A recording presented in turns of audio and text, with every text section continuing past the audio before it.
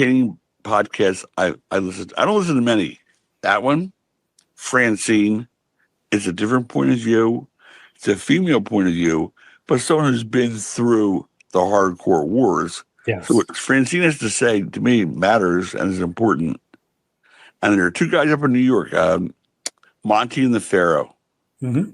I find them hugely entertaining. I find them fun to listen to. But those three are the only three podcasts really other than, the PW Insider stuff that I listen to at all. Big Ron Shaw here, the Earl of Upsets, telling you to watch my friends, Monty and the Pharaoh, on Long Island's #1 wrestling podcast show, and soon to be the world's #1 wrestling podcast show. That is going to be a big upset.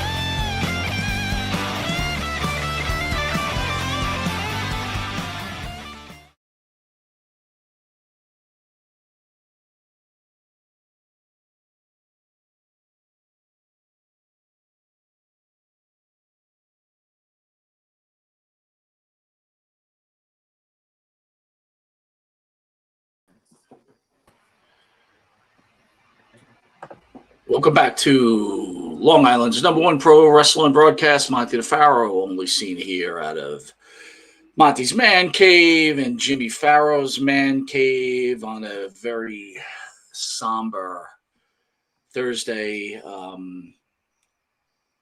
24 years of 9/11, Jimmy. Still a very tough time for people in this country. Thoughts?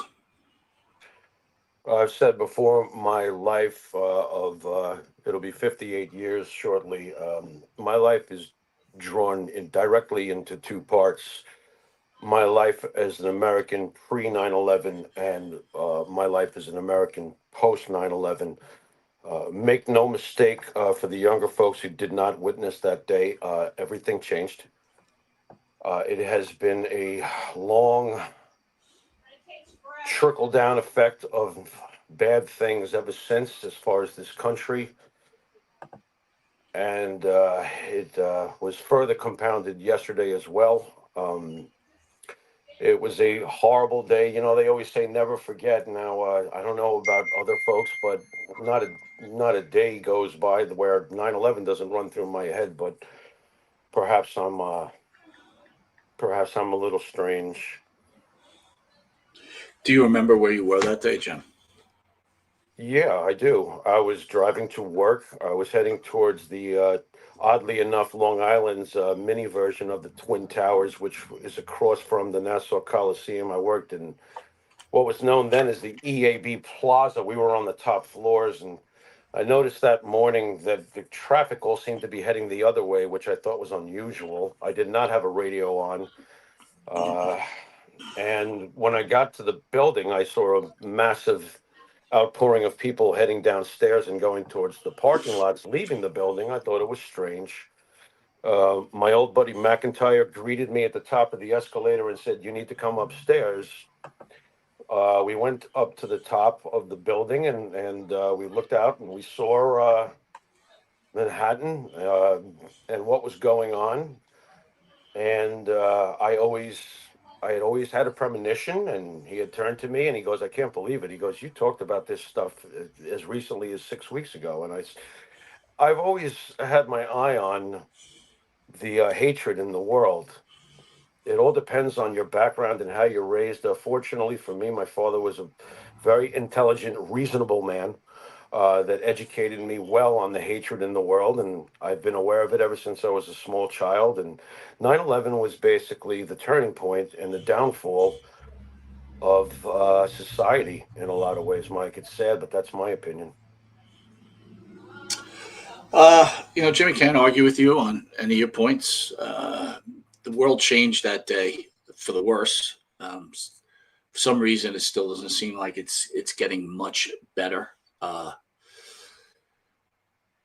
I remember that day specifically. I was at the doctor's office and I saw this happening, and I kind of, at that moment, I didn't really understand what was actually going on, right? Because I wasn't listening. It was on the TV, but you just saw it, and I just didn't understand, what we were witnessing. And then I remember I used to work at the airport, right, over in JFK, and the traffic was wall to wall, right? Couldn't even move, and people are screaming, and I don't know, man. Even 24 years later, it feels just as terrible as it did that day. Yeah, Um, what made it personal for me that day was is that my uncle worked in the World Trade Center. He had been there, I believe, since the building had opened back in the early 70s. And I remember by the time, of course, we were all dismissed from work, and I traveled back to see my parents that day. I felt that that was very necessary. Um, and I turned to my mom and I said, George might be in that building. Oddly enough, George was a war veteran like yourself, Mike, my uncle George.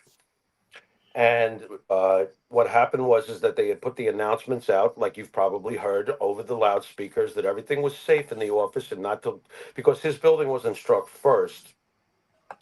They were told to stay at your desk.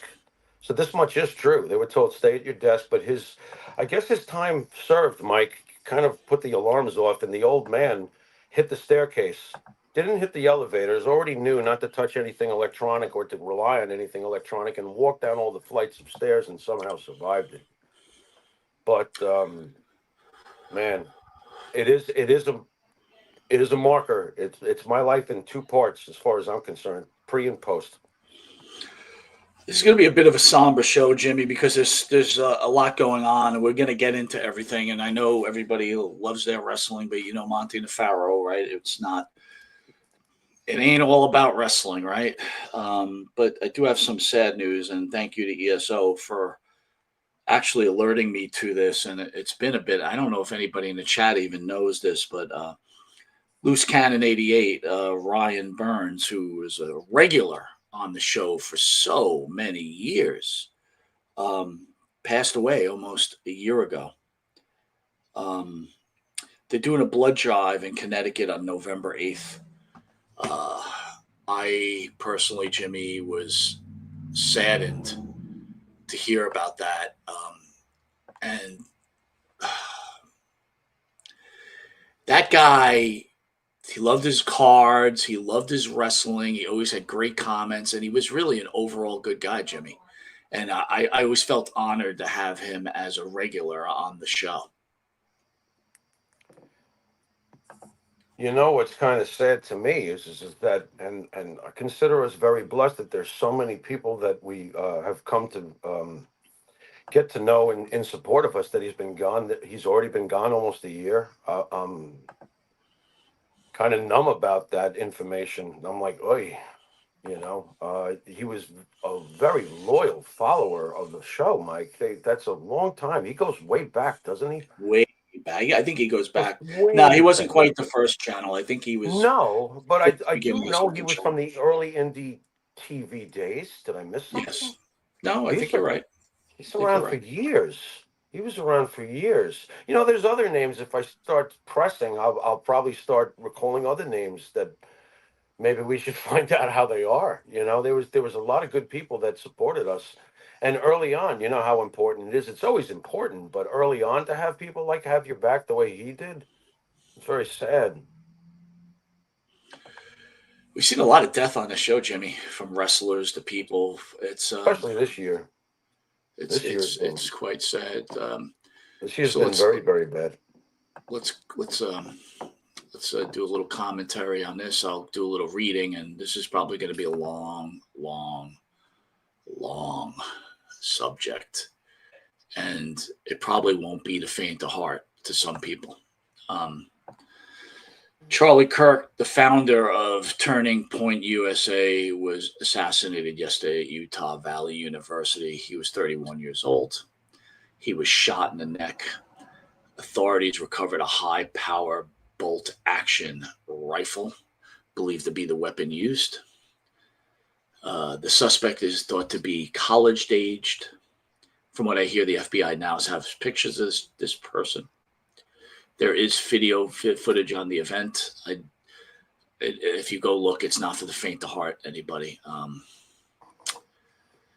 So, Charlie Kirk, I'll open it up and then I'm going to let you take it, Jimmy. But my dealings with Charlie Kirk was not minimal. I would say they were mid-level. I would watch his videos. Him and Shapiro, I would watch a lot, right? I thought both always spoke very intelligently. Some may think they were insulting in some ways, but I think it was that they just gave you basic facts. And you know how it is when people get facts thrown in their face. It's like, I guess it's an insult. I never saw the guy disrespectful. I do know this. I do know that social media, in a lot of cases, tried to turn him into a monster, which could have led to this travesty. I don't know. All I think to myself is, and you've got a lot to say, man, and we'll probably go back and forth, but all I have to say is this. In this country, it's based on free speech, right? You have the right to say what you want without retribution, as long as it's not meant to hurt somebody. So if you use Charlie Manson, who we spoke about, or Adolf Hitler, right? They use this speech to create harm within the universe and the earth and this planet and the countries. And I am saddened. Now, again, let's not forget this type of stuff has gone on forever and ever. But to me now, it just seems so much worse, Jimmy. Go ahead.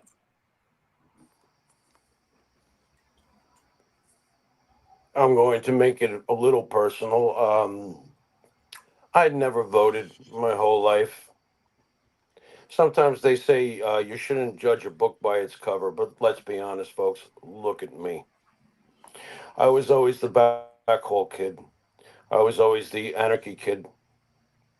However, I was always aware of the landscape of the world, even when I was at my all-time high in rebelliousness. Never voted.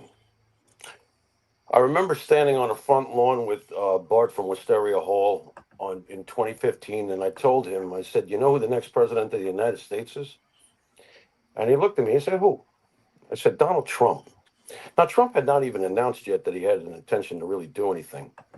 And he looked at me like I had 8 heads, and I said, I don't know what to tell you.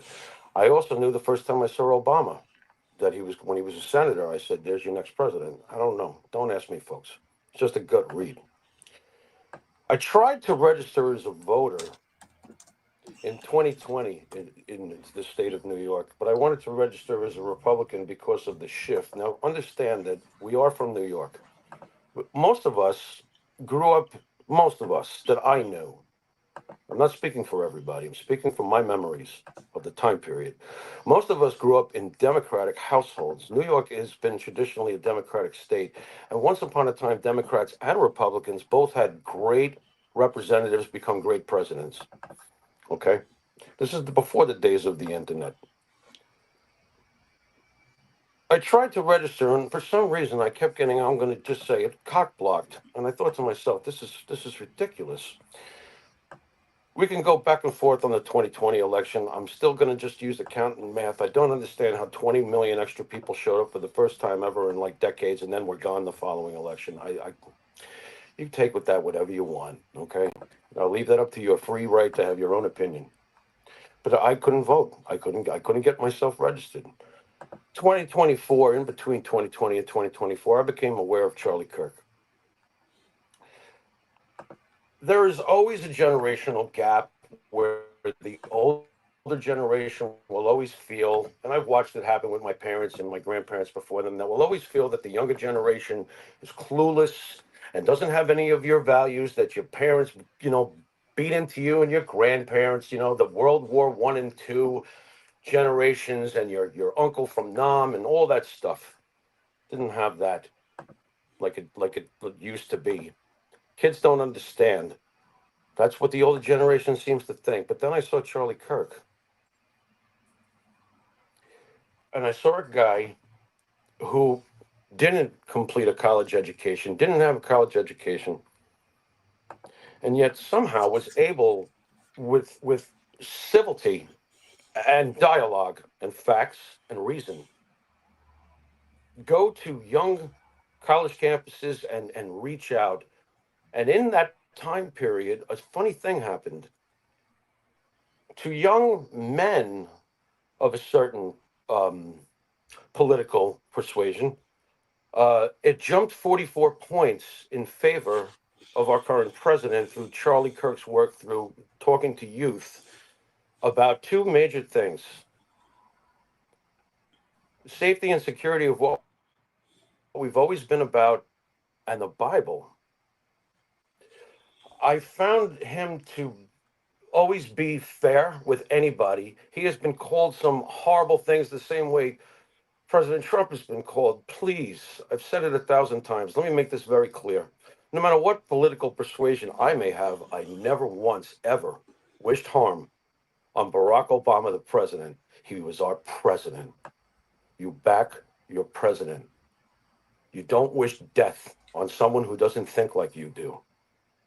This is where we are all going wrong.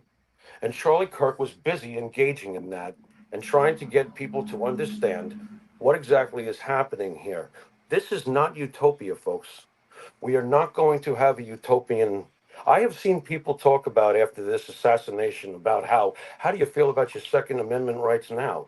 Do you really think that someone is not going to get a gun if they want to do what they're going to do? How'd that work out for marijuana back in the 80s when I wasn't supposed to be smoking it? Folks, please wake up. I'm not going to use profanity. My normal thing would be to fly off the rails, but President Trump reminded us, do things the way Charlie Kirk would have done them. Conduct yourself that way. Because believe it or not, folks, to especially to the young males in this country that turned out by the millions through Charlie Kirk's work, you basically have lost someone who, to these young, these are the men of the future too. Hate to break it to you out there. You've lost a Kennedy figure to them. Yeah, you have. Okay? Because he did nothing through violence and he did nothing through division. And if you thought he was being divisive, he would speak to you with facts. And you had one of two ways to go about it, Mike, like you said earlier when you were talking about it. You either think about it, allow him to have his opinion, or you turn into a monster and you murder him. Congratulations, you just martyred Charlie Kirk. Watch the reverse effect happen to what you intended. Well, not to make matters worse, but just making it clear, right? If these people want to do it, we're gonna supply it. So this person decides to do this. I'm just really glad Charlie Kirk just got himself fucking shot, because he's right. Empathy is dangerous to society. So no one should give a fuck that he's dead. He said it. I'm just saying his words. All I'm doing is using his words. You can't be mad at me for using his words. I think empathy is a new wave thing and is very problematic. You right. No empathy for you. Zero. What do you think of that, Jimmy?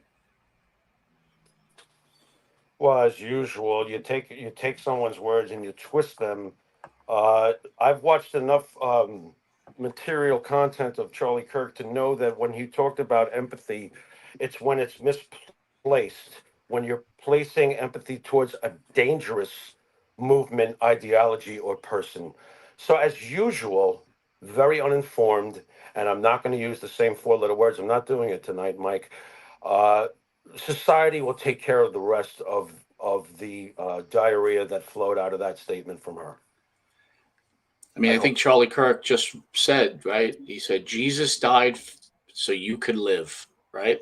Hmm. A man of the Yeah, man of the cross, right? A man of the Bible. he was very, very well schooled in that book, Michael. I heard him Here's talk here's about the it many, thing, many Jimmy. times. You're right. Empathy It's is where needed it's on this placed. planet, but where It's it's where it's placed. placed. That's right. Exactly. It's where it's placed. And by the way, I the am end of the sorry. You in can't the have end game, Mike. I'm empathy. sorry. Good. Good. Yeah. No, just real quick. I did wind up when I was in Florida. I registered and I voted. So I thank you, Charlie Kirk, because you actually did the impossible. You got an old man who never ever wanted to be involved in the process because I've always felt that we lose in the end, Michael. You know how I feel about this stuff, you know. But he motivated the old man to do what you always told me to do. You got to have your voice. You know, you got to say your piece. You got to vote. You used to tell me that. I remember when we You were got to. younger. You know. You have Well, to. That's Charlie Kirk got some. everybody's. Look, it's the same thing with jury duty, right? I hear people go, "Oh, I'm Yeah. not Well, that doing I jury go duty." to. No, It that I that go is to. that is that is your duty as a Yes. citizen of the state of Yes. this country to Yep. Yep. serve the public, not figure out a way to get out of it because you don't want to be part of it. See, here's part of the problem. Right. It's like a lot of people don't want to do it. Meanwhile, now you have these wackadoos being let go, run across because God knows who's actually Right. going to jury duty, right? Right. Right. Right. And getting back to this person who just said this that you just showed, we talked about it a little bit off the air, and I'm going to open the can of worms. This is where I feel that free speech, and I'm sorry, folks, but this sort of free speech needs to be curbed. Okay, this also gets to what having empathy for the wrong type of deal. It's the same thing. Freedom of speech needs an amendment of some kind to be claused in to stop this sort of vomit getting to the public. You see, we're poisoning ourselves. And understand, gets back to the good book. The good book tells you that the dirtiest part of your body is your mouth. And we've now translated the dirtiest part of our body, as per the Lord, into the keyboard, into our daily look. People have already seen the video of Charlie. I've seen it. Uh, should we really see that? Should we all really see that? Okay, I believe no. It's my opinion. I believe no. I believe that we're poisoning ourselves. There's too much information. It's an old Police song. You remember that song, Mike? It's Sure. too much information. And we're running wild with it, and we don't know. We're not responsible as a species. We're not handling this correctly. Okay. So I'm sorry if it sounds, too strict, but I don't think it's strict to put a stop to reckless speech. This is reckless. This doesn't do any of us any good hearing this vermin, this nonsense that spews out of its mouth, the dirtiest part of your body. So I'm going to give you a counterpoint on that, Jimmy. I think that everybody has a right to free speech as long as it's not leading to damaging or killing other people or hurting other Right. people. When I Okay. listen to this person, this whatever you want to call it, right? Mm-hmm. I think to myself, I'm perfectly fine playing that video. Why? Because we're not sheep. We wake up. You Yeah. see this and you get to think about what people say. And if they make you angry enough, it makes you fight back. But you don't fight back with guns. You don't fight back with knives. You fight back with Right. words and actions. Actions. Here's the thing. Empathy. You said it right there. It's in the right hands at the right place. It is needed. Children need help. Animals need help. People need help. Here's not what empathy is when when a lady gets lit on fire in a subway and the first action is to pull out your phone so you could have the first video to get the first 1 million hits of the lady burning. I mean, this is the bigger problem, Jimmy. People get warped. Everybody, right? Everybody. And people get warped and they get addicted, right? Addiction is true. Either you're gambling, drinking, sex, whatever your thing is, right? And people are addicted. This guy who murdered Kirk, Mr. Kirk, he will live he will live forever now. He will live forever, and that's what he wants. Am I making sense? You're making sense, but understand this. Society has replaced reason with feelings. We're done. We have to put. Here's the thing, Jimmy. People don't listen to each other anymore. So again, if I say something and you're listening, it's people don't listen. You know what? It's about feelings. It's not about what's right. It's about who's right with people. They just want to be right. It doesn't matter. It's like Charlie Kirk's associated with Trump. He's evil. It's like it's nonstop with this nonsense. People need to open up their ears, listen to the other person, hear the other person. It's gone. We don't have it anymore. We open Pandora's box. Pandora's box is the internet. Everybody is fed negativity and poison through media. The virus spreads. Society collapses. And we get to talk about it. Yeah. That's it. We're at that point. And that's why, to me, I'm desperate to do something to curb the hate speech. Hate speech should be stopped. There has to be some sort of way to stop that. And it comes in many different forms. Jimmy, but here's the thing. What's the thing? But here's a problem. Then what's hate speech? Do you understand what I'm saying? What you consider hate speech might not be someone else's consideration of hate speech. Then you're getting rid of all of free speech. Yeah, that's the problem. It's up to you to have everything going wild, and that's not working. But you know what? But then, listen, I love you. You're my brother. But like a perfect example, YouTube dictates, well, just using YouTube, for example, dictates what you can say and what you can't say. That is not what's based on this country, right? No. Since it's being practiced on us and we ain't doing nothing, why is it okay that we even have to, that person can do that? Why is that okay? I think if that's what she believes, right? I think if that's what she believes, more power to her. But I will tell you this: in my heart of hearts, too much. But here's the thing: tell me your line. I want to know your line. In my heart of hearts, if someone truly thought what she had said, because you don't know, maybe she just wants people to look at her fucking video and she doesn't care what she says. No, it isn't. But my point is, if that's what she truly feels, then she is pure evil. That's it. And we can't wipe out evil. If your heart is that, if your heart, go ahead. Let me ask you a question. Yeah. Okay. Now, Facebook, there's plenty of little kids that could be on Facebook. That's not Pornhub. All right. Right. Yeah. This morning, you're 7. Let's pretend. This morning, your 7-year-old grandkid, who you love dearly, your granddaughter, gets up, and she's got her little.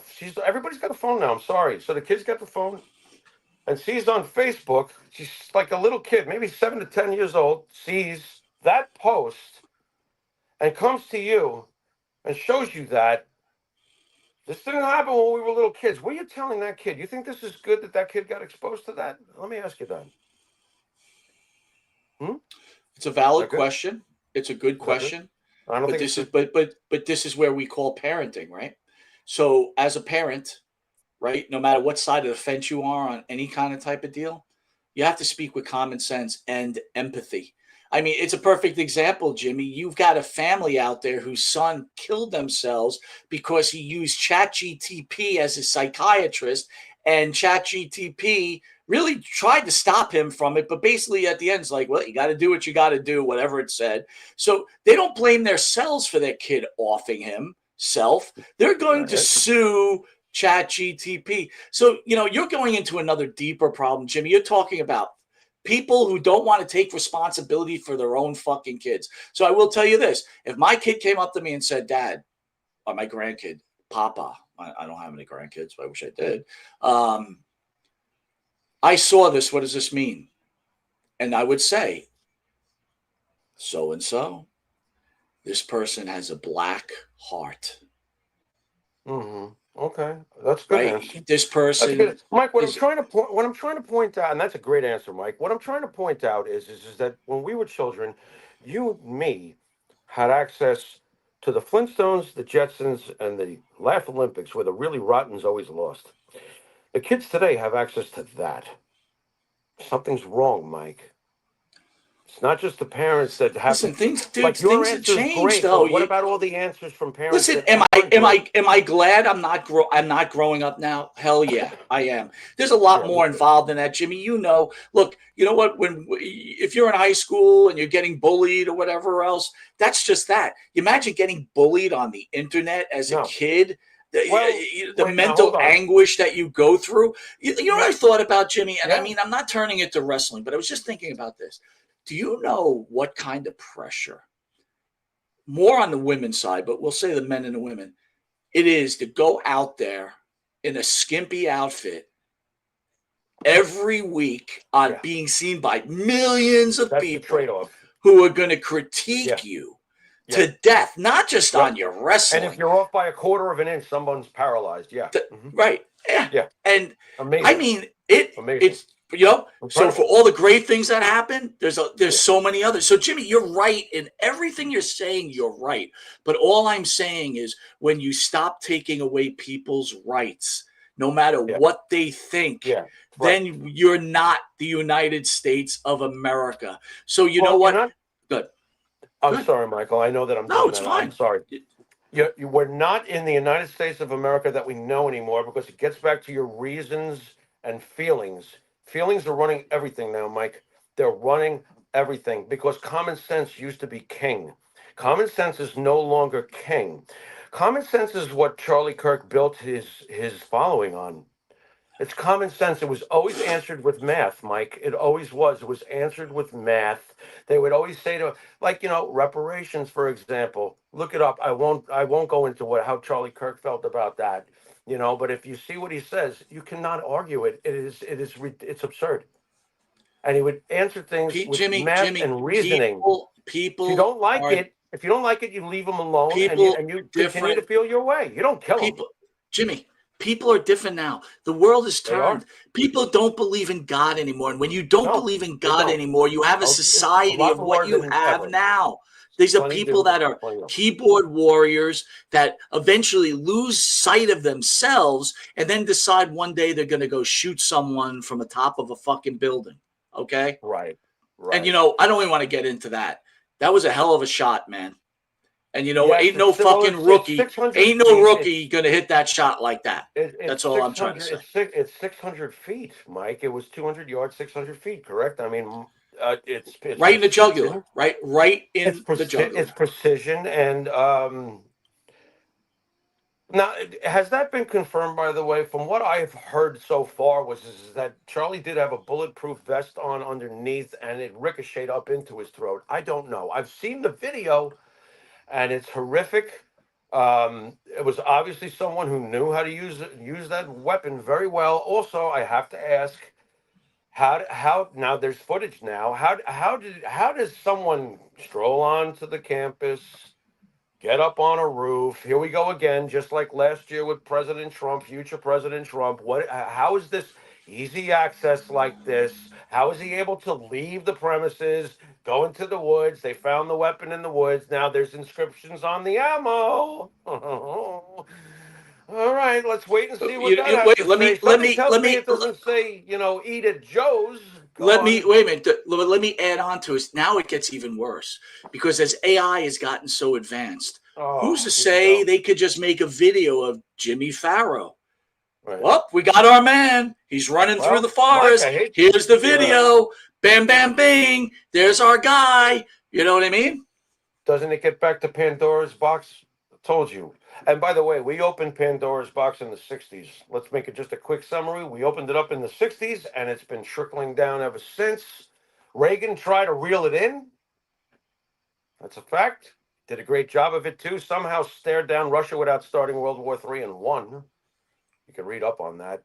By the way, there's been great Democrats, too. Right here from the state of New York, you have Franklin Delano Roosevelt, who was governor before he became president of the United States, greatest president probably on the back of the baseball card in the history of this country. Donald Trump is from New York. And by the way, it's my opinion, and I'm sorry, Mike, but if the 2020, whatever the hell went on there, by the way, the Russian collusion, that hoax has been spoken. I don't see anybody screaming about that. But you'd be looking at someone who could have possibly been, and there's no such thing, they wouldn't allow it because of FDR, but he could have been president 3 consecutive terms if you really look at the facts. Another reason why Charlie Kirk was murdered, because if you look at the facts, nothing makes sense about what happened in 2020, and I'll leave it at that. The rest of you can do whatever you want with that. I feel what I feel, but I'm not killing anybody over it, right, Michael? Exactly. So, going into speaking another of- subject matter, right? Yeah, Give me a minute speaking here, of, bro, because this kind of got rolled under the unbelievable. carpet with everything that's been happening, right? So, a My woman mind, stabbed but on yeah, I train in agree. Charlotte. Irina, I'm gonna hack her name, dude. Zarasuka. Just say Miss Zaruska from Mizaruska, 23-year-old from Ukraine, Mizaruska. refugee. She had fled to Ukraine due to war and came to the U.S. seeking safety. This incident came on August 22nd on a Charlotte train where she was brutally murdered by attacker DeCarlos Brown Jr., 34, allegedly. Let's just use that because we don't want to get hit with strikes, right? Because he's not guilty yet. He's now facing state first-degree murder charges and federal charges of committing the act of causing a death of an individual in a transportation system. I never even knew that existed. He had a prior arrest history. There are reports testimony about those of mental illness, one coming from his own sister. So, I don't know, man. Talk about a brutal video. Girl gets on the train, he gets up, and he hacks her up. And the lady sitting across just gets up, she leaves. Fuck it. Right? Got to take care of myself. And another life lost for no reason, Jimmy. And I'm going to say this, and I'm going to let Jimmy take it from here, but I will say this. Jimmy has said many times on the show about the mental illness in this country and the closing of mental facilities. And in my head, I was like, you know what? I'm going to say it. I'm going to say it. And I said it to him. He's right.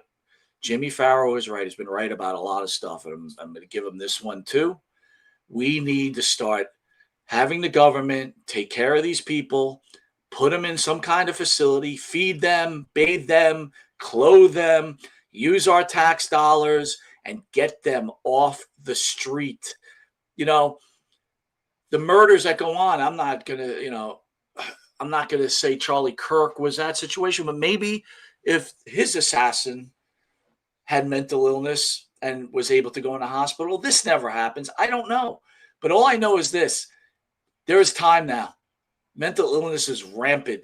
I've never seen anything like this before, and it needs to stop. Jimmy. See, Mike, this is where empathy would be used correctly by reopening psychiatric institutions. You see, the premise all those decades back when psychiatric wards came into existence, the premise was correct. The application was too severe and wrong. But the premise was correct, and that was to care for the sick, the mentally sick, the ones who were lost and could not fit in. And we're going to be historically accurate here because that's what Charlie Kirk would do. Unfortunately, Ronald Reagan began the implementing of the closure of psychiatric wards due to the development of Thorazine, and that patients could basically med themselves up at home was the theory, which I find more scary than the basic common sense theory of people are sick and are going to be sick, and you're not going to change the human condition. There's always going to be sick people. Let's put them somewhere where we can care for them instead of let's give them a pill and try to figure this out at home. That has not worked. Bill Clinton finished it off by closing all the major psychiatric wards for the most part in the 90s. Oddly enough, the two presidents of my lifetime that probably had the most successful or slash popular runs, Reagan and Clinton, were the ones who put the end in a way to what we're suffering through now. Now, I do know that President Trump wants to re-implement them, but unfortunately nowadays it's not about reason. It's about feelings. So even if he comes up with something that makes complete sense, like restoring psychiatric institutions, the other side's going to hate him no matter what. We've gone too far, folks. We have to pull ourselves back to the middle. I was raised in a Democratic household, but I watched the philosophies change, where I am now a Republican. That doesn't mean that a Democrat can never sway me again if he makes common sense, or if a Republican continues to make common sense, I will stay exactly where I am. This is about common sense, not feelings. I have a lot of feelings about this world. I've seen a lot of things, and I was raised in a household of Jewish persuasion. There's plenty of things I feel, but reason has to win at the end of the day. This is not about my feelings. This is about common sense. Charlie Kirk should still be with us, but what the killer doesn't understand is Charlie Kirk is, he's more with us now than he ever was before. Mike? Can't argue that either, man. Unfortunately, though, if anyone had the thoughts that maybe Charlie Kirk would eventually become one of the presidents of the United States, that dream ended yesterday. And Mike, by the way, I'm sorry again, but by the way, what about the gentleman that was sitting behind the woman who got up and went about her business after the murder on the train? Yeah. Let me ask you a question. If the roles had been reversed and this was a white man who did this to an innocent, sweet black girl with other black folks sitting across, what do you think would have happened? Let's just ask. Why not? What do you think would have happened? What do you think the media would have done with it? Let me ask you that. See, you're really getting to the main point. So let's go that way, right? So let's talk about reason or feelings. Let's talk about this first. Let's go way back when Val Venus was on our show, and most of the conversation was about what's happening in America, right? What? It was hello, biological ladies. Was correct. On a shirt. Yes. But the one concept that he had was how social media was really directing, and how media in general was really directing the temperature of this country. They are. And I listened to him, and he sounded very intelligent. And for the thousands and thousands and thousands and thousands of people who watched that interview, they listened to. But as this continues on, I'm thinking to myself, like, fucking Val Venus, the wrestler, he knows what he's talking about. So let's go back to what you're saying. I don't care if it's black. I don't care if it's white. I don't care if it's Asian. The fact of the matter is the media will twist it in a way where it will anger a portion of this country, whether it be the white portion, the black portion, the Asian portion, or the Indian portion, and on and on and on and on. And if you want to get past race, then we go into religion, right? And then we attack the Jews and the Christians and the Muslims. We get everybody all fired up. This is how it works. This is how it works. And understand that media is the ultimate platform for what? Free speech, which gets me back to what I'm talking about. Certain aspects of free speech will become very dangerous to the detriment, the downfall, the disease spreading of our society. Got to do something, Mike. Got to do something. I don't have all the answers, but I'm telling you right now. But here's the thing, Jimmy. We go back to free speech. It's like, again, so for a perfect example, Val Venus, and by the way, I want to tell everybody we have a pretty popular TikTok channel. We got a strike for Brian Blair's discussion with us on transgender. They called it hate speech. Hate speech. because he Wow. had a feeling about transgenders and being processed as in the norm is probably the best way I'm going to be able to say it. I mean, Val Venus was saying it too. Again, people have their feelings. They want to be what they want to be. But the problem is what Jimmy was just saying. The media is now trying to make it a norm. Right. Right. So and understand this, Mike. It's a little personal, but it's the truth. Zach McDaniel and Jenny McDaniel pulled their kids out of public school for these sorts of teaching reasons. This stuff's being taught to small children, Michael. sure. Okay. No good. It's no good. When I was a kid, I wanted to watch HR Puffin stuff. Stop. What are we doing here? What are we doing here, Michael? My bigger problem, Jimmy, is I think you have to allow the human brain to develop a little bit. A 7-year-old can't tell you if it's a man or a woman. You know what I mean? You're barely fucking whatever. You know what I'm saying? Common sense. You're going back to common sense, Mike. You might get you can get wounded for that. You got to be careful now. So this poor lady loses her life to this piece of shit, and again, just proves how people are just pussies.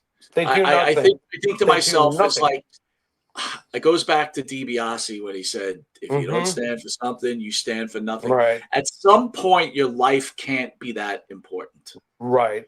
Follow Mike, what I'm saying? Do you remember when I tried to pull 450-pound Mike Walker off poor Chuck when he was beating on him? Do you remember that? Yeah, that's right. No one did anything. There were people from the football team. There were people from I'm big and rough and tough. And here's Mike Walker, huge man. Just, and I grabbed him, and then somebody started beating me up for it. I'm like, the guy's 450 pounds. I'm like, what? Nobody's gonna do anything, Michael. Honestly, and I know it's quarterbacking armchair bullshit, but look, if either one of us are sitting there and that happens, you think he's getting off the train? No. I don't. Not getting off the train. Well, let me put it this way. He might be getting off.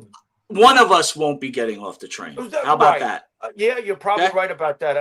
And my luck, I'm not getting off the train, but at least I try to stop him. Let me tell you something. If anyone doesn't know, a knife in a lot of cases is a lot worse than a gun.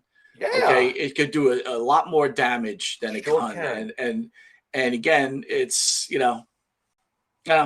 Dude, this was a beautiful, innocent girl who came to America for the dream. But Jimmy, all I'm thinking about is you can't even go to the movie theater. Hey, I'm going to go out east and go pick corn. You don't know what's going to happen. Mike, I told you, I haven't been in a movie theater since the Batman thing. Was that in Colorado? I told you about that. You asked me when the last movie I saw was probably going back to Alien Resurrection or something. After the Batman thing happened, I'm like, I am never going to another movie theater. It's. You realize people got up that morning because they liked Batman and died? Yeah. Well, I mean, what are we saying here? What is going? And that was a long time ago already, Mike. That's a long time ago already.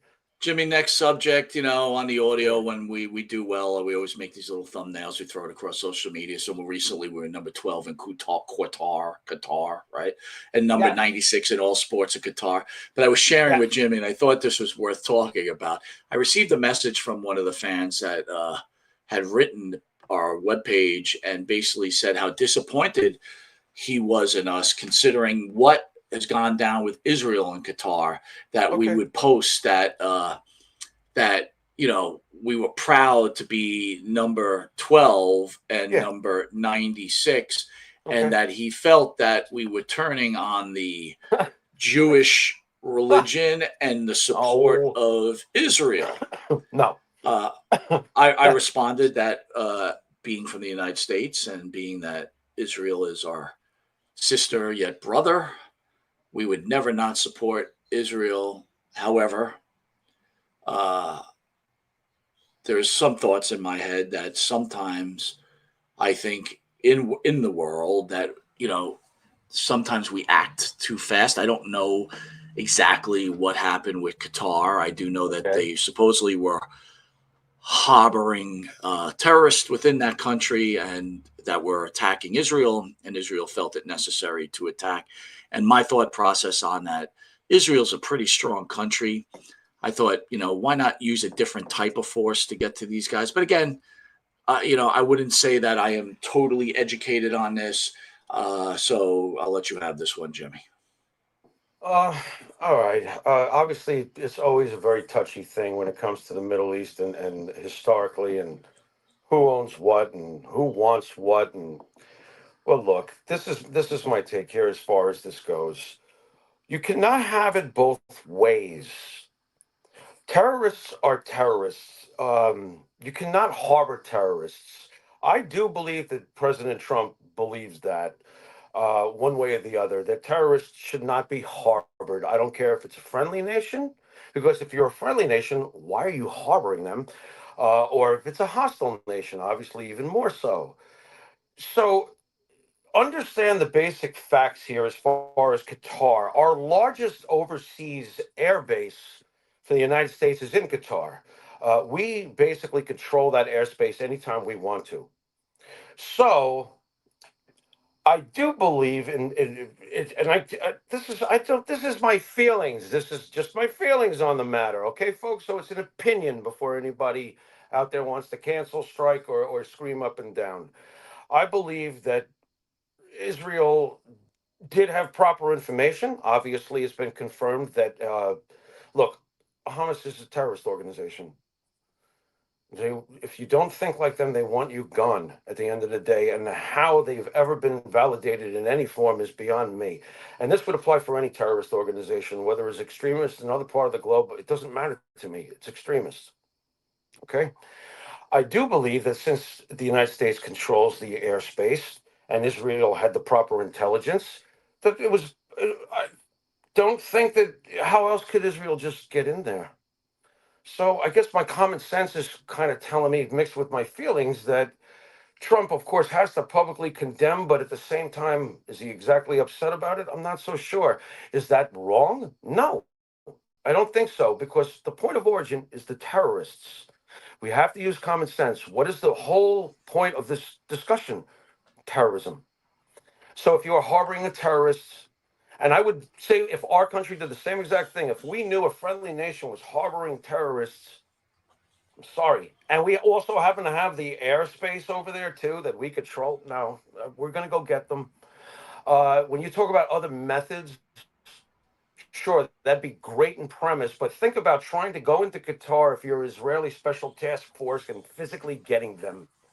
It's going to Yeah, but end Jimmy, how about miserably. lives that get lost, innocent You know? lives in this type of Well, how about the situation, fact right? that, as usual, Israel? How about the fact, as usual, Israel gave a warning, like they always do? Who else does that? Oh, by the way, at certain time, certain o'clock, we're going to be doing something. Citizens, please. Who else does that? The rest of them don't do that in that region, and I'll tell you that. So again, that's partially my feelings mixed in with common sense, and terrorists have to be sought out. I'm sorry. I'm sorry if you don't like that. I'm sorry if you subscribe to it. Listen, I don't believe that the good Muslim people back terrorism. And I'm sure that they outnumber the extremists, and the good Muslims out there Well, are probably I also look at it horrified like at this. the image that's given worldwide. I also feel I feel sometimes it's sorry like, that they have to maybe carry that weight. maybe You if you know. give up this little bit of land, maybe all this shit goes away. I don't know. Who the fuck knows? I don't know. That's why I'm not the president of the United Yeah, well, States. again, it gets back to common sense too, though, because if you look on a map, you see that the sliver, they want more of the sliver after they invaded and Israel defended. Look, Well, there has to be an answer, let's but it's wait. not going to be done without Let's be negotiation. honest. Let's be honest. There's more Yes, involved in this, right? So there's yes, a there is. water there's a water entryway It's the which saves money for transportation Yep, and production. yep, So there's a whole yep. bunch of You other got shit. oil. You Let's got not oil, call it Mike. It's the a thing pinnacle. about religion, right? It's the pinnacle of everything over there, Mike. It's all the goods that the world could use there, between the oil and, like you spoke, the channel. It's politics. It's religion It's obviously religion first and foremost. It's the epicenter Well, of that's my point, Jimmy. everything that I our don't think world it. will I either don't be really or think it's not be. religion. I don't Mm, really think it's religion first and foremost anymore. I think it's more I about do. politics. No, I do. I still do. Well, yeah, politics are always going to be right hand in hand with religion, but at the end of the day, no one's rewriting their holy books, Michael. That argument is as old and older than all politics. I'm sorry. That's still the main premise. Who are we? Where do we come from and where do we go? And we've been killing each other over it for thousands of years. Fact. All right, let's jump into this, Mr. Farrow. A lot of people clamoring about what Yeah. The Rock looks like. Supposedly, The What happened Rock there? is going to be up for some kind of Academy Award in his new movie coming up. But people are starting to worry if he's sick. God. You know, there's another picture online. What do you think of that? You know, Oh my! that's not him. That's not The Rock. Listen, the way I look at it is this way, dude. You can only juice out for so fucking long, right? And it's like the dude's 53 years old, 52 years old. You can't be hitting the juice forever, man. It's not. But you can't just like Batista wind up like the guy who holds the door for me at 7-Eleven. Yeah, but Jimmy, here's the thing. It looks like that because Batista was a beast, but the guy's still 250 pounds. You know what I mean? He's not like a small man. I know, but he's just not but Batista.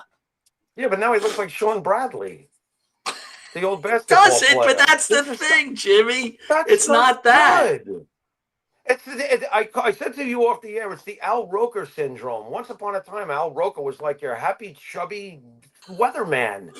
Oh, so it has to be. It has to be how you like it. Yes, how you like it, right? What I'm saying is physically, you may be healthier on the inside, but man, you look terrible. That's what I'm saying. That's all I'm saying. It's my opinion.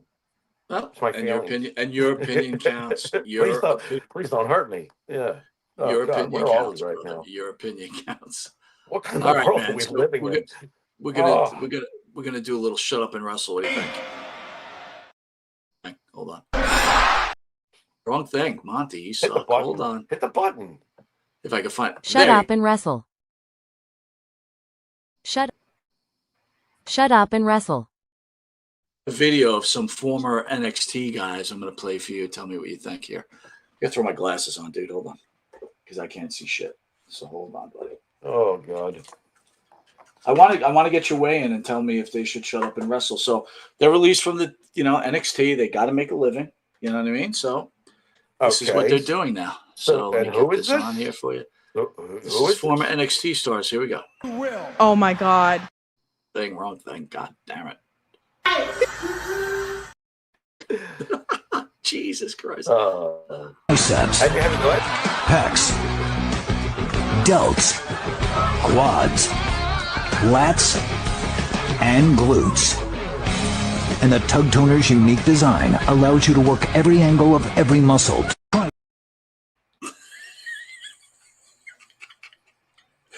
You want to see that again, Is that Jimmy? real? Did you AI? Biceps, pecs, delts, quads, lats, and glutes. And the Tug Toner's unique design allows you to work every angle of every muscle. You know what? You know what, Mike? What's that, Jimmy? They don't have to go back to wrestling. That's fucking hilarious. Are they going to put out more shit like that? Would you buy that exercise machine? I wouldn't. No, they're not getting my business, but I find that highly entertaining. They don't have to go back to wrestling. I thought that would be the funniest video I've ever seen in my life. Did you AI in the rubber wiener pulling? I mean, what is that? No, not at all. That is a real commercial. Wait. So they got released. It's actually a new sponsor of ours, Jimmy. Really? No. What is it? What is the product called? Wiener Tug? What do they call it? I don't know, but it's genius. That's all I know. They don't have to go back to wrestling. I love that. That's hilarious. I'm not buying it, but Should they shut up? Should they shut up and wrestle? no, they don't have to. They're the first ones. They actually don't have to shut up and wrestle. That's hilarious. Bravo, guys. You're weird. Wow, we got another shut up and wrestle. Well, they didn't. All right, sing. here's something near and Notice dear the to our pattern. hearts, They right? didn't sing. They didn't cook in their underwear. There's a pattern here. There is a pattern. All right. Go on. They didn't write a book. Here's it. No, this is next, right? So listen, we had Greg Gagne on and he and Magnum TA run something called, Power Town Wrestling, right? Where they get these old figures. And they sell them, right? So I actually have a Kerry Von Erich, a Vern Gagne, a Bruiser Brody, and a Stan Hansen, right? So they recently, not recently, but give me 1 second here. Jumping off camera. All right. So sorry to wipe my nose.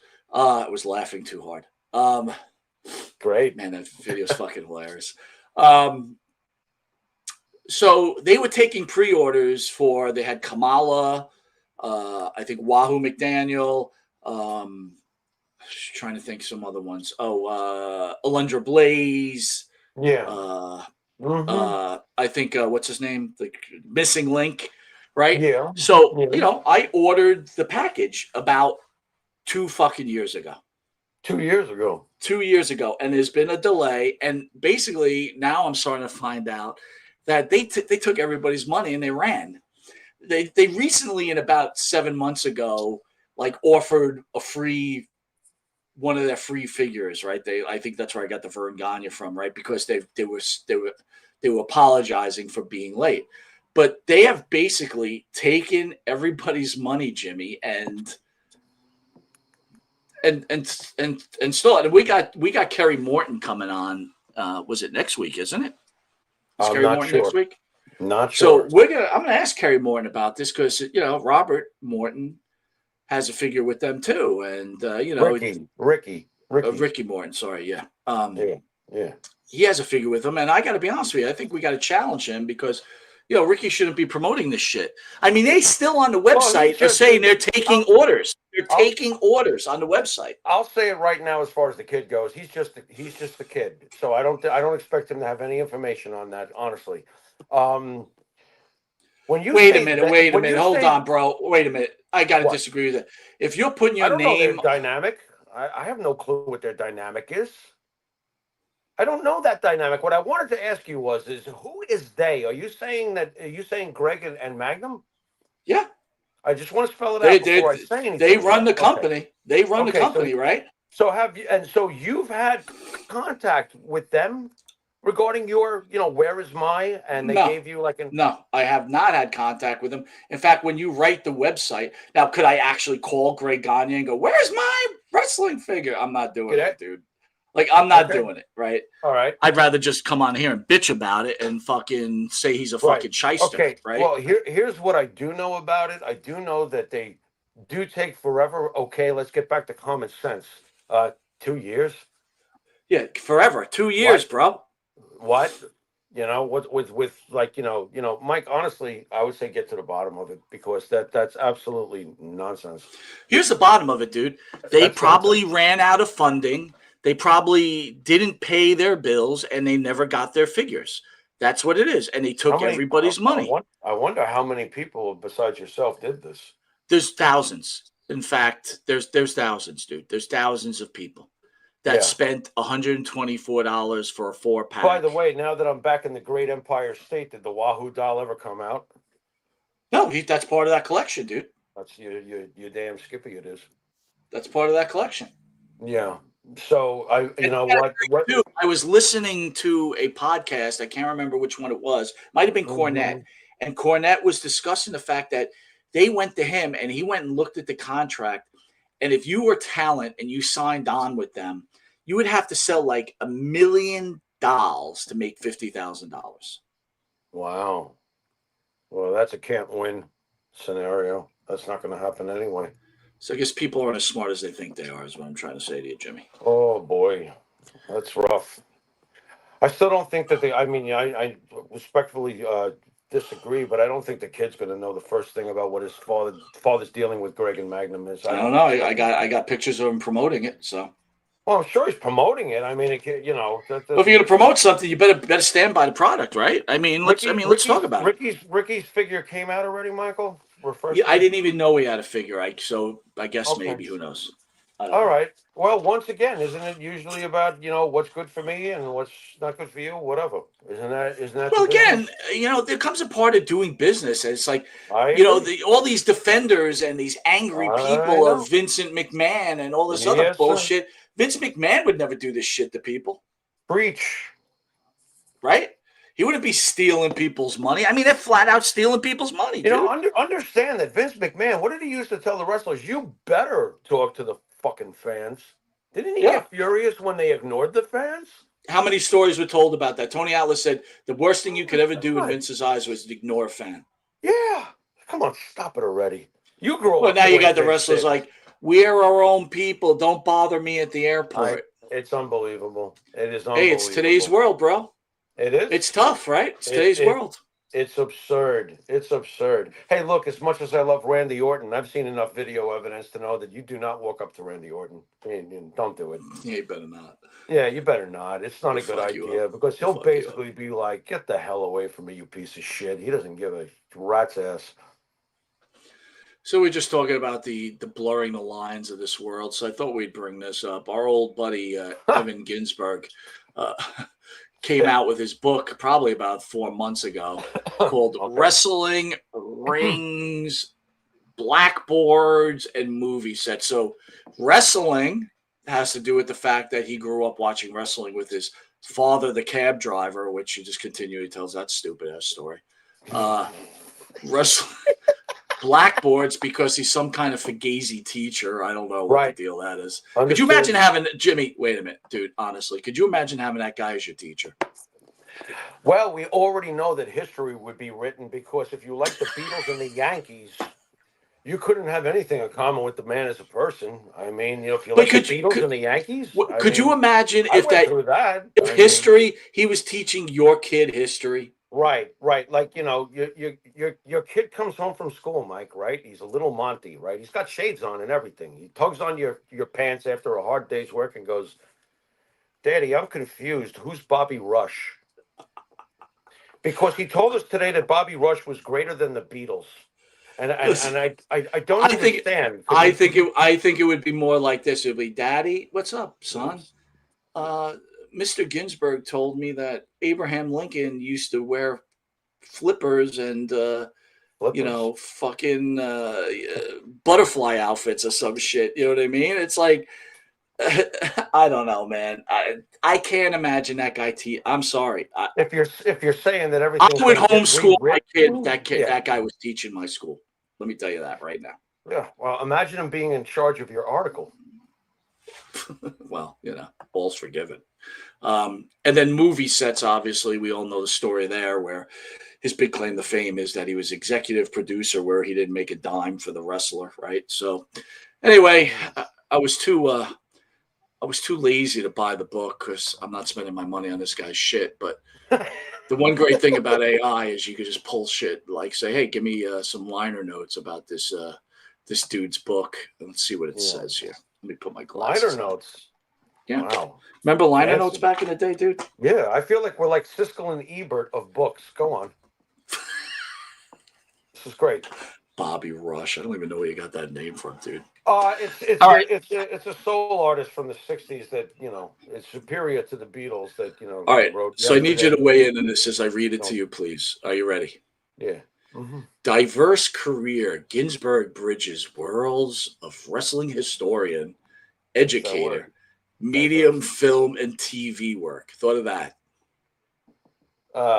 Again with the fancy words, Schmagegi, who tried to do a bunch of little different artsy-fartsy things.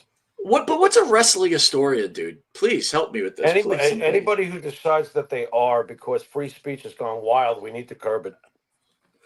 I'm a wrestling historian. Like I just don't even understand it. You did. You did. Yeah, we need to curb it. Hundreds of untold stories. The book, dude. I gotta put my glasses on. I'm trying to avoid it. I'm trying to stay in gimmick, but I just can't. It's like co-hosting with Mr. Magoo. What the fuck's going on over there? Book includes many behind-the-scenes stories, personal encounters with legends like Bruno Sammartino, Johnny Valiant, Killer. Personal encounters. What does that mean? What does personal encounters mean? Like, I have my dinner with Andre. It was like that. I'm not sure, dude. I'm really not. Yeah. Hold on. Johnny Valiant, Killer Kowalski, and other known celebrities like Muhammad Ali and Nicolas Cage. Now, the Nicolas Cage thing is the fact that Nicolas Cage was tagged because they couldn't get the movie done, right? They needed a bigger star, so they asked Nicolas Cage to do it, but it just wasn't working with Nicolas Cage. They went back to Mickey Rourke, and they ended up getting a studio convincing, and thank God they did. Yeah. So personal encounters. Could you imagine Nicolas Cage having to deal with that fucker? Oh, my God, please. Humanizing. I had an experience with Nicolas Cage. Did I ever tell you that? No, let me hear it. Thank you. It was great. No, it was great. Thank you for sharing. Was it a personal encounter? It was a personal encounter without ever engaging in verbal. It was great. It was great. I was with my dad at Yankee Stadium, and somehow we were sitting downstairs. I don't know how that happened. My father was cheap. But anyway, we're all the way down there, right? 2 rows behind us, I hear a ruckus. Could you describe the ruckus? Well, yeah. Well, you give me the opportunity to ask you that. What was the ruckus, Jimmy? Yeah, it's from Animal House. Could you describe the ruckus? Well, I turned around and there's a bunch of people bothering someone. The someone, when the sea of humanity cleared and left the poor man alone, was Nicolas Cage. And I turned around and we made eye contact and I looked at him and I shook my head like, fucking pathetic, bro. And he looked at me and he just went, ugh. Like you could see it in his face, like. Well, so you guys had that like moment together. Yeah, we had that moment where, all right, I was a big deal on Long Island and this poor man's a big deal across the universe. And I just looked at him like, oh God, people are ridiculous, aren't they, bro? I think you need to write a book, honestly. I should. It was a personal encounter. My resume is very diverse. I would almost say it's eclectic. It's Mike, did you know that one time I did an interview with Joan Jett on a 50,000 watt radio transmission? You did tell me that story. Yeah. But go ahead, please. For people who haven't heard it, it's a very interesting story. It was surreal. I was suddenly being myself. Well, actually, the real story is that all the other guys in the band. You got that? It was surreal. Yeah, it was surreal. I was suddenly playing myself. You mean playing with yourself while you were writing that ridiculous resume of yours, that delusional bullshit that Bobby Rush is better than John Lennon and Paul McCartney. Oh my God! Postage, anybody? I need to get a package over here from overseas. I'll tell you what. If that guy was making a speech at Utah College, Stop! Stop right there. No one's even bothering. Nobody's there. Let's just leave it at that. There's nobody there. No, the guy's like this. Nobody there. He's got to sweep the crumbs up from underneath his own feet. There's nobody there. Just stop. Oh dear God. Joan Jett. It's the same old rhetoric though. It's just it's delusion and whoever fucking chews on that gum, that's bad Kool-Aid, bro. We don't drink that, thankfully. Oh, I'm glad you've made me nauseous for the week. You made me laugh a little bit. Now you've made me nauseous. But hold on, there's still. I want to know where your figures are. We've covered that. The world is just ridiculous at this point. We've covered that. Hold on, now. What else you got? He humanizes the legends. Oh, there's more. Tales show of the personalities, humor, hardships behind famous wrestlers, not just their ring persona. Humanizes. So I like the Beatles and the Yankees. He wanted to disown me. He's humanizing. And there's no, it's so surreal when Lanny Poffo sleeps on my couch. Remember when Lanny explained to us the difference between friendship and tolerating? Yes, he did. Yes, he did. He was like, well, well, Michael, Jimmy, there's friendship, and then there's tolerance. And all I could think to myself is this clown thinks that's his friend. And hello. Yeah, no doubt. How about this one? Crossroads of Wrestling and Education. Ginsburg's background as a teacher for adult education is part how he frames wrestling stories, provides perspective on mentorship, performance, and discipline. Oh, yeah, he's disciplined, all right. Understand that this is a book review, folks, before anybody gets twisted. Hollywood media influencer. Oh my God. The intersections of wrestling with film, movie sets, and media portrayals. How wrestling theatrically overlaps with cinema. Oh, look, Andrew Anderson is here. Where do I sit? Piss off. No, piss off. I'm done. Historic preservation. Yeah. He's a keen in preserving wrestling history, especially from the eras that might be forgotten. Old promotions, smaller territories. Yeah, you know how he's doing it? He's like, go ahead, you money marks. Go spend $10,000 on WrestleMania. Come on already, idiot. Don't go see that. Come to the firehouse and watch this. Look at this one. Have you seen Personal what's at your local accolades. firehouse? And Personal he wants accolades. you to go pay for that. Here, have this vanishing shit burger. You'll have the runs for weeks, but it's better than giving money to that tyrant. Piss off. Fuck you. I'm not paying to watch some guy go off the top rope and hit the fireman hose because the ceiling is too low. And they get yelled at by some wrestler's girlfriend because I'm rooting against them. Fuck you. How about this one? How about this? Fuck out of here. See, now you got me cursing. These money marks spend their money on the millionaires like Vince McMahon when they don't even support indie wrestling. But I'm going to buy my wife on the internet. Stop it. Will that be cash or check? Don't spend your money on wrestling. Buy it on women that want to come to the United States and they'll marry anybody. Look. Here's the bottom line. Oh my God! Here's the bottom line. The Beatles suck. The Yankees are horrible. They're the worst thing that ever happened in baseball. The company that gave you Hogan and Savage and Piper and a Warrior and Austin and Taker and Rock and Michaels and Hart and Cena and Roman and just forget all of that. Go watch Sweater Vest. So Jimmy, if I would recommend this book, do we give it a thumbs up or a thumbs down, Jimmy?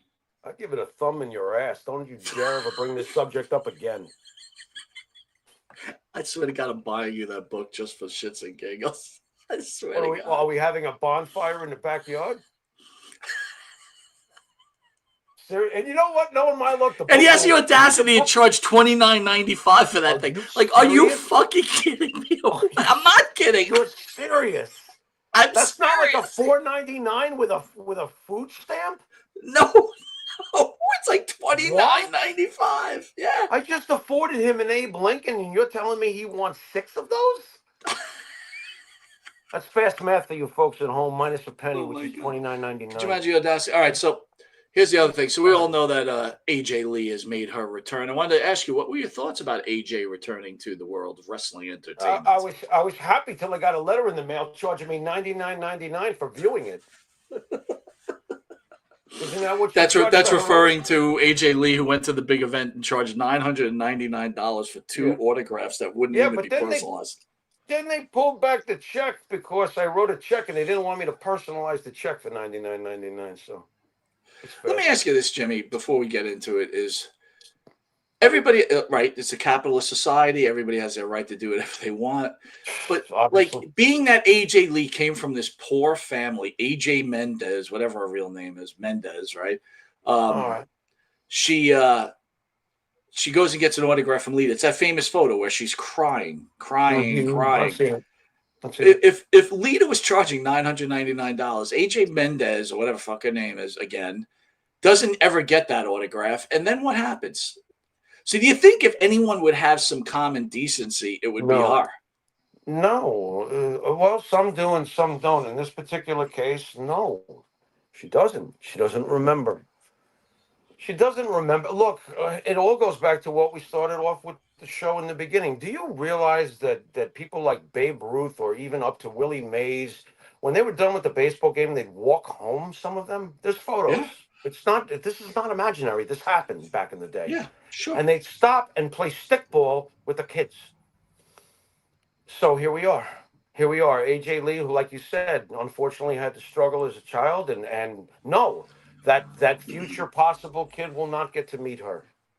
So she forgot. Yeah, business is business. Congratulations, you made your money. By the way, I have no clue who would drop that kind of money to meet her anyway. Dude, like, people are acting like she's the greatest female wrestler of all time, bro. No, it's ridiculous. It's absurd. All right, so wait, what did I tell you? What did I tell you when the return happened? You were laughing, you were dying because we were talking on the phone, and I was like, "Oh, goody!" So it can dissipate like a fart, and here we go with another stupid mixed tag match. Oh, I'm all goosebumpy. You were dying. I guess it was the way I said it. Honestly, I gotta be honest with you. Crap. You know what? I would be interested in it, but since they're going to ESPN for $29.99, no, thank you. I have no fucking interest. I'll wait till it shows up on YouTube. See, Seriously. oddly enough, this is how he doesn't seem to have much of a brain, but this is how Tony Khan could get in. You know, what's the one way to really ruin any loyalties? You know, your product has been pretty damn good, obviously, over the years, but now you're coming to an area where the product is not giving us enough back. I'm speaking for myself, Mike. You can, take your turn after I'm done, but the product is not giving us enough back, and here you are getting greedy. This is where Tony Khan, if he had any brains, he should probably hand it over to somebody with brains to seize the moment. Because well, I will say this though, Jimmy. Yeah, He's putting his pay-per-views on Max. smart. He is smartening up a bit. I will say that.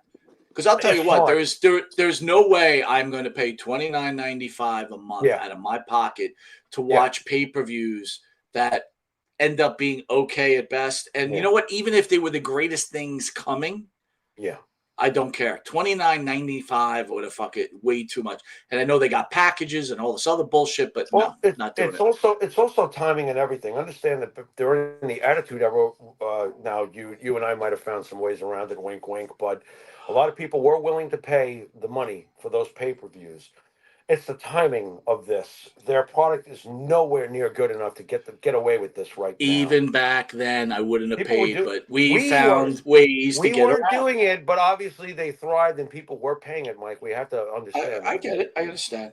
So let me ask you this. So way back early in the channel, right, with our first studio, when Edge came back, we played a video or two videos of people flipping out when Edge came back. And Jimmy, I remember Jimmy being so moved by it. He was. He was moved. But now the reaction videos are just ridiculous. So I'm going to play some of these. And tell me, these acting are as bad as Ginsburg's book. All right, ready? Oh my God. Bob's about to go crazy. I'm a little shaky. Oh, there it is! Oh my God! Look at Biceps. Pecs.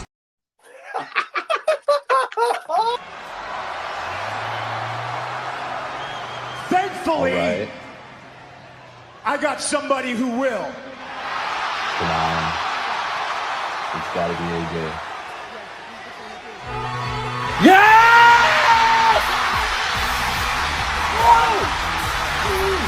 Oh, look at their faces! Look at their faces! I know somebody.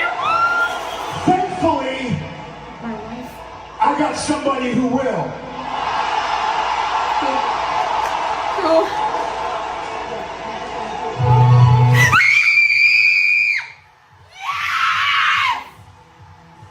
I'm just really glad Charlie Kirk. Sorry, buddy. I got somebody who will.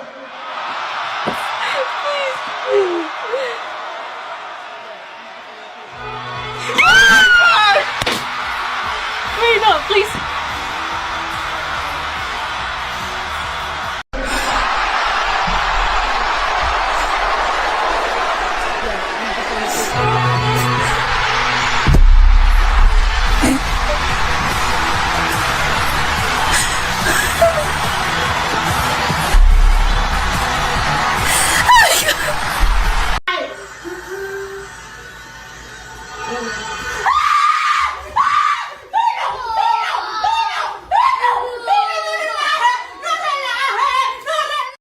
My God, dude, come on, man. What the fuck? First of all, some of like these reactions. First of all, I don't understand this. Someone's got to explain it. Who sits on the internet watching someone watching wrestling? Mike, I saw it with football now too, Jimmy. I was like, oh, let me see if they do it with football. They watch a guy watching the game. This is hey, folks, it's just my feelings, but this is the most saddest example of monkey see, monkey do, mindless nonsense I've ever seen. You mean to tell me that if I want, people will tune in? They won't watch the actual, well, they'll kind of watch the event, but they're more interested in my reaction. Watch it. You're going to watch me watch something? You want me to find common sense in that? Sorry, but I'm bringing Mr. Kirk back. There's no comment. What? No, it's pathetic. And by the way, it's not even real reactions, dude. It's like, okay, let's get ready. That guy from the perch with it, it's gotten so bad for him because at one point he was like #1 in the United States in audio. It's gotten so bad for that guy. He's got to lower himself to do reaction videos. The day we got to do a reaction video, bro, No, it's over. It's no. over. We'll never do anything like that. I don't even understand the whole premise. You know, if you're going to watch an event, well, this gets back to when people go to live events and just sit there with their phone recording the whole thing. Dude, you're at the live event. Put the phone down. It's right in front of your eyes. This is fucking. It's worse, dude. It is worse. Well, all right. It's a microcosm of the whole thing. We're gonna call it a night in a second, but I need you to weigh on this, dude. Hold on here. My God, my eyes suck. You ready? Here we go. Yeah. Felt like I accomplished something great. The magic lasted just a few. Like when I put that ball in his glove, I felt like I accomplished something great. The magic lasted just a few seconds. A woman started berating Feltwell, claiming the ball was hers. Just screaming in my face, like vulgar curse words in front of my kids. So I just decided to give her the ball and get it over with. It's what happened next that made a bad situation beautiful. Lincoln and his dad were invited to meet Harrison Bader, who signed a bat for him. What was it like for you to get the bat? It was really, really cool just even meeting him. As for this, it became a life lesson for son and father. What do you think you've taken away from it? Well, how to really de-escalate a situation. I kind of refuse to take any involvement in bashing her. The internet is taking care of that situation by itself. I don't want to be that person in front of my kids. What do you think, Jimmy? Well, I think that, you know, I got to be honest. I mean, if it was me, I probably would have been like, get away from me. Get the hell out of here. What are you, what are you kidding me? Is that your husband over there? Get him another hot dog. Get out of here. You know? However, though, there's a lesson to be learned because he actually did. He did the Charlie Kirk thing. He reasoned out that it's in front of his child, and this is not the example to give the child, and diffused it because it's not life or death, for God's sake. She had already assaulted him, by the way, technically, by grabbing him. Let's be fair. A foul ball is open season. And I told you the story off air, Mike. When I was 10 years old, we went to batting practice early, and I reasoned out that if I stand behind the crowd, it'll probably bounce off all their hands and come backwards to me. And it did. My dad was there. And the ball came into my hands, and out of nowhere, I would say that it was a young guy. He was probably in his late 20s, early 30s. He hip-checked my 10-year-old butt, and that ball went flying out of my hands, and he grabbed it and ran down the alleyway towards the concession stands in the bathroom and never saw him again. He got the ball. I got over it. It's the rules of a foul ball until it's fully in somebody's possession. Now, in my case, it was, but you know what? Those were the days. What am I going to do about it? You know, what this woman did? Are you serious? Obviously, she doesn't understand any rules of foul balls. And yeah, there are unwritten rules. It's been going on forever, okay? It's a free-for-all. Bottom line is it's a free-for-all. That is the unwritten rule. That is the unwritten rule. It is a free-for-all. Yeah. It is not your ball because it landed in front of you. It is not. The fact of the matter is, it's not your ball until it's in your hands and you've got full control of it, just like a football game. And you can control of the ball.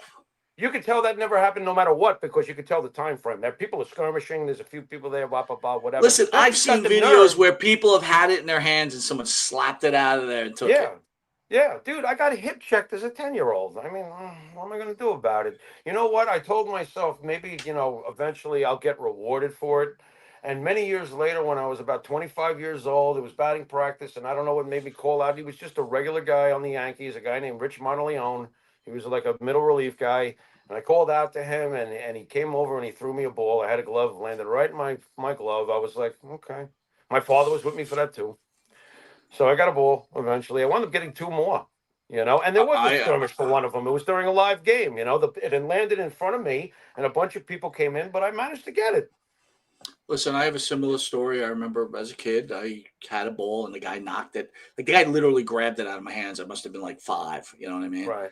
And I remember I used to say to myself, you'll never let that happen again. and I worked out really hard, and I trained. I Foul friggin' was ball like, training. I You was and Gene Okerlund. training, and eventually my day finally came, and I went to a wrestling match, and Oh no, Evan Ginsberg came up and he said, "Hey, do you want to buy my book?" it's surreal. Cost you a couple hours worth of work if you're a regular, hard-working, blue-collar feller. Go on. Yeah, you know, think about it. If you make like $12 an hour, that's 2 hours of your work for that book. Yeah. I mean, do you get lunch during that? A cigarette break? Do you think a bag lunch comes with the book? If like you order it, like comes with a free bag? But you're warm. It comes with a bag. It's known as a barf bag. By the time you get to the end of chapter 1, you're so nauseous from the delusionary level of lack of truth that you vomit. What is it? What are the odds? And maybe if someone does have that book out there, they can tell me. What are the odds that the book opens Wait up? a minute, hold on. The odds of someone having that book out there slim to none. But go ahead. I'm sorry, Michael. All right, what are the odds that when you open a book after the introduction by Bill Pierce, right, or Benny Scala, that the first chapter is about his father driving a taxi for $25,000 a year? Well, unless your name's Al Pacino, I don't know if a cab driver is going to work out very well for you one way or the other. I don't know. Dude, it's been a really good show, man. I'm probably getting these guys mixed up. Thank you for the laughs, man. Thank you for the laughs. Yeah. It was a rough day, 9/11. I want to thank everybody for joining us. Been I know we're up horrible. against Thursday night football. I also wanted to thank Marty Jannetty, who was fantastic. I got to say, Jimmy, I thought Friday with Marty Jannetty was Marty Jannetty's best interview ever, period. Marty was great. Marty was great. That I was agree. Marty unscathed, Yes. man. You know what I mean? Yeah, I usually always review the show because, hey, look, we take our stuff seriously. But I listened to that twice because Marty was so good. He was like, man, really good. Really good. And, Mike, real quick, let's give a little bit of our personal deal here. Now that I was back in New York, real quick, you mentioned Thursday Night Football we're up against. Mike and I finally got to physically see each other and suffer through our Jets. Mike, any thoughts on the Jet game? I got to tell you, Jimmy, it went all the way to but it went all the way to Tuesday with me, man. Like I was bummed out all day Sunday, went to work on Monday, bummed out, finally recovered about Tuesday afternoon. And I'm serious about this.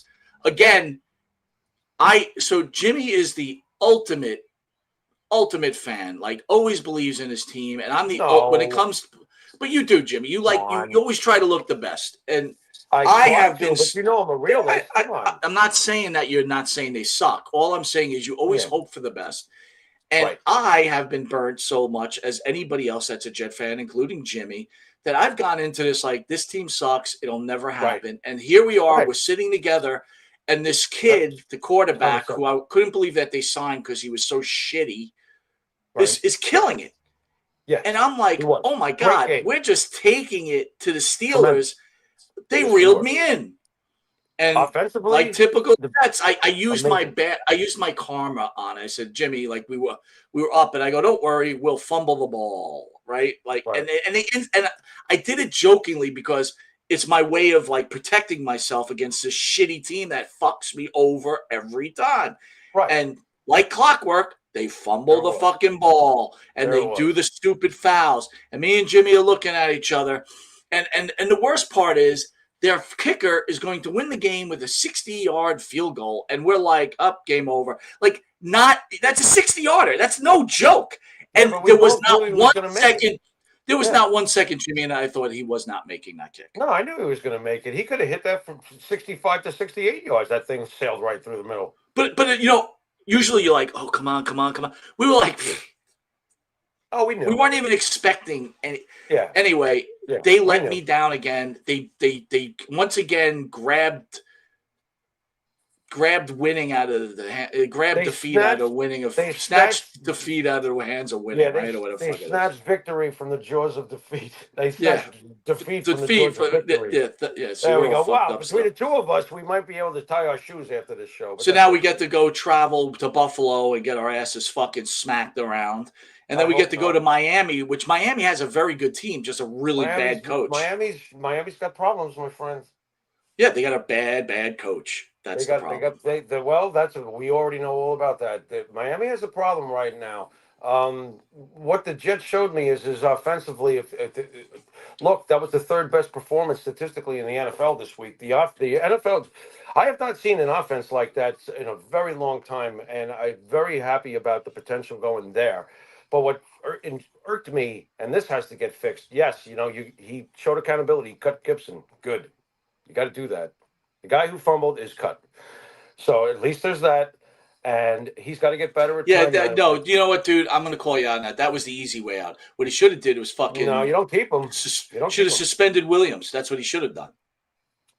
Never going to do it, and I agree. I don't think he should have suspended him, but I do think at the moment, and I said it when it was happening, bench him. Now. How about make him pay? Like right now, make him fucking suspend him for a game. I'm not against. I wouldn't suspend him for a game in that situation for the late hit, but I definitely would have benched him. Well, you wouldn't suspend him because you can't afford to not have him on the field, and that's the fucking problem. It's not about that. It's about sending the message, and I would have benched him after that play. I would have.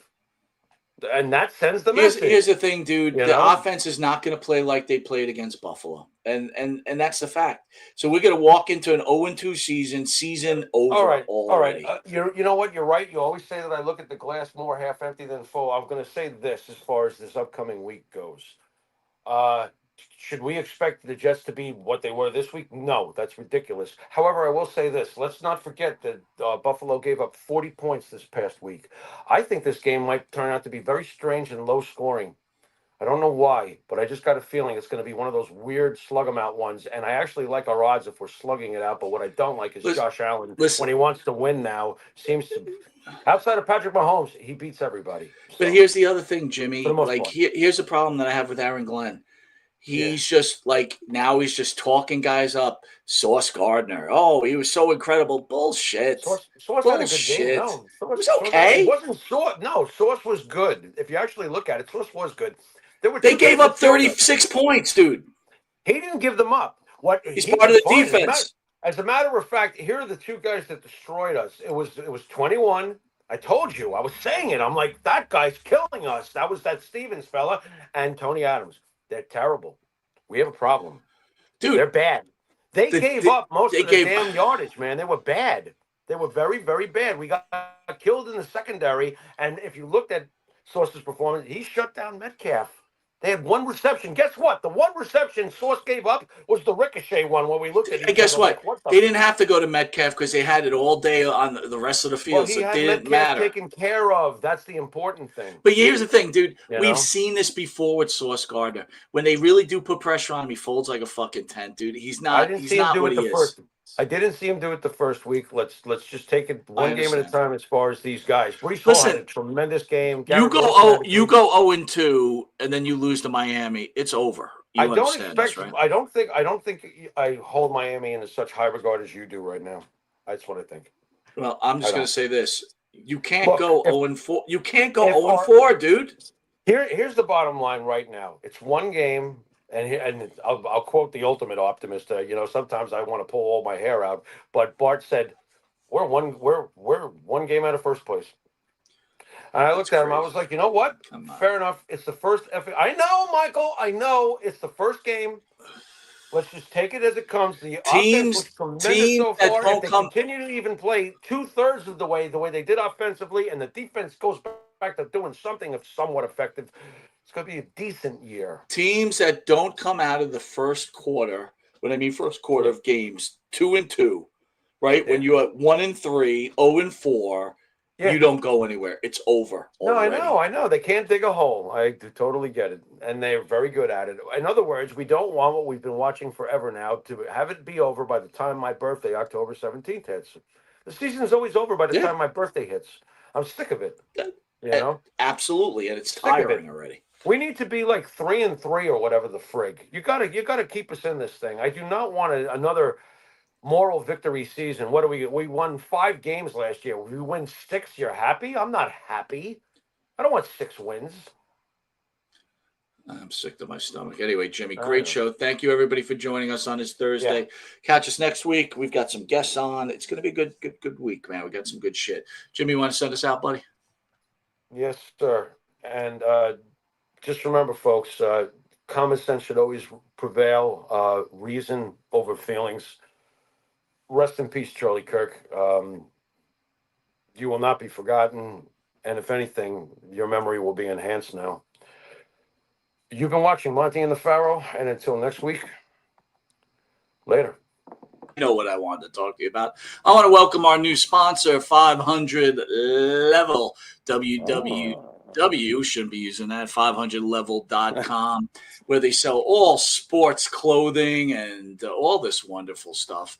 And support the Monty and the Pharaoh Show. Please use the code MP20, that's MP20, and get a luxurious 20% discount with 500 Level sports gear.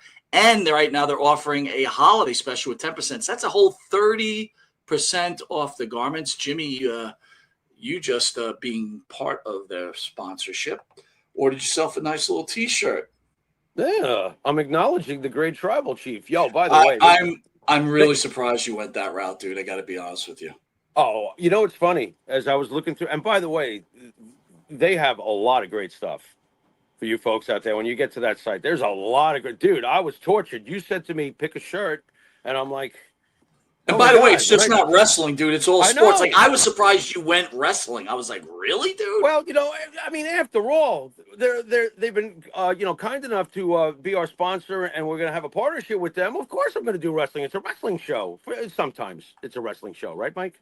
Sometimes. And let's not reminder, MP20 for a luxurious 20% off of 500 Level. And like I said, for the holiday, they're offering another 10%. What do you think I was going to pick? Like Aaron Judge or something? I don't really. Dude, I know. I was thinking to myself, is he going to go Yankees or Jets? And if he goes wrestling, he's not going Rome. Like, I was shocked. I thought you would go Hulk Hogan, Savage, Ultimate Warrior, even. No, because right now, the very thing that you and I talk about from week to week and we pine for is the return of the great tribal chief.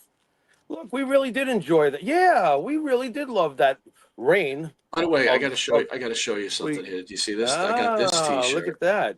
There you go. It's really cheesily made, but I fucking love it. So what? It's the message that counts. By the way, I got to ask